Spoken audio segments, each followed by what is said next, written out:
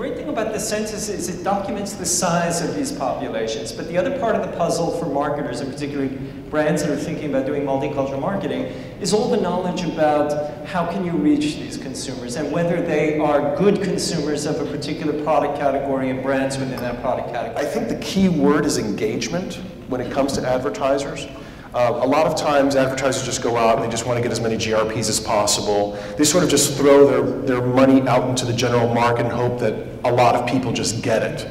But the truth is that if you want a relevant message that's going to stick with your audience, you have to provide engagement.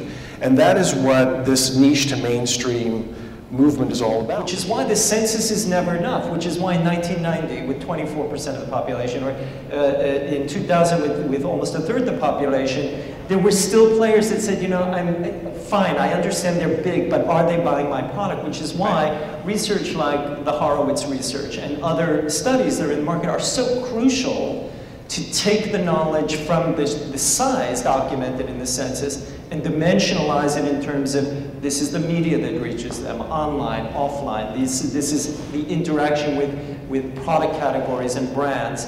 And in many cases, there are clients who freely say, you know, based on the size of the population, I want to target them, but I don't know unless I now take more money out of my pocket to do new research, whether they are good targets for my product. And that's a whole big realm of opportunity. A lot of content providers up until recently did not have the rights for all their best content on the mobile platform. This is a really big problem, especially when it comes to a lot of the international markets.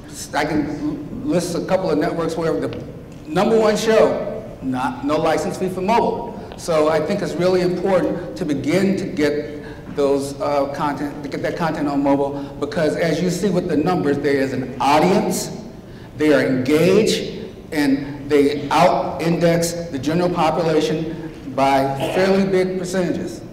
There are two #1 strategies or objectives for the next 10 years are digital and multicultural.